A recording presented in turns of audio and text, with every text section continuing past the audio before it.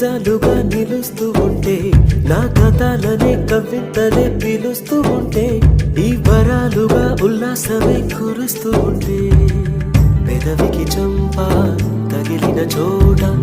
పరవశమేదో తోడవుతుంటే, పగలే అయినా గగనంలోన